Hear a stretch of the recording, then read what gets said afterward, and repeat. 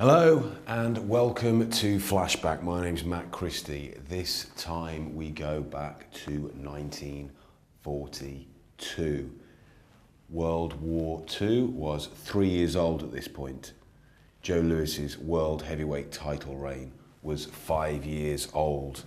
And Boxing News was not overly happy with the progress of the Brown Bomber. And the first line, and if you look at the front cover here, no pictures. Cost was very, very important then, but there was no pictures at all in Boxing News during the war. And it says, are we to conclude that there is only one first-class heavyweight boxer in the world? Really, it would seem as though this is the fact. And of course, we were talking about Joe Louis. And there were some complaints about the state of Joe Lewis's challenges that he was accepting at the time and the nature of the ease that he was disposing of them. For example, Buddy Bear, the former heavyweight champion's brother, Max Bear's brother, Buddy Bear, was complained about. Bob Pasta, Arturo Godoy, and it really was a time then that Lewis was struggling to find viable challenges. But what's interesting is that we were saying here is that Joe Louis would not go down in history as a great. He would go down in history as somebody who was fortunate that he had no challengers around to challenge him. Looking back now at Joe Louis and the reputation he's got as perhaps one of the most famous sportsmen that America has ever produced, one of the most respected sportsmen that America has ever produced, this is almost like crazy talk.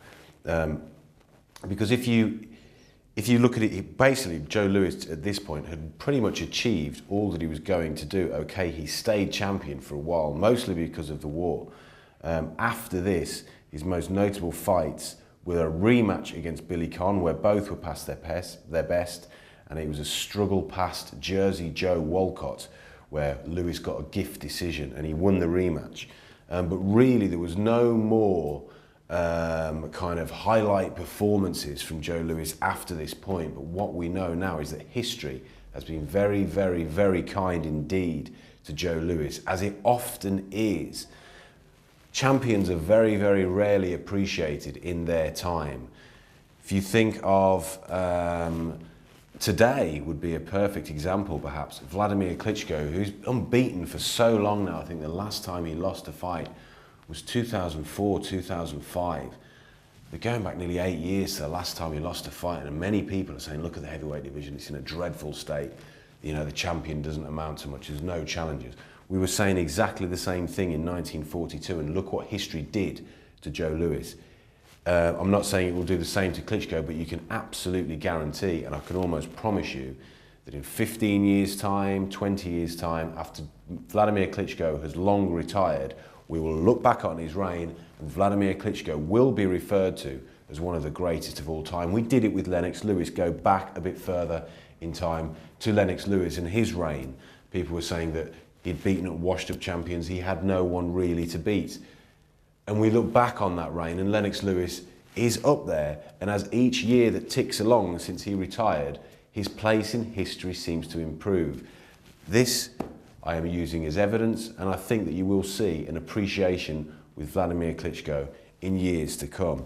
Really, there wasn't that much going on in the boxing world at this time during the war years. Joe Louis, who was our main story, he would have one more fight before taking a break of over 2 years, 2.5 years before he would return to the ring. And some of his peak years were taken away, but what does go down in history is he was world heavyweight champion for very nearly 12 years. During those 12 years, he scored 25 successful defences. It remains a record yet to be broken. It's unlikely that it will be broken. But anyway, that was March the 19th, 1942. Thanks for watching.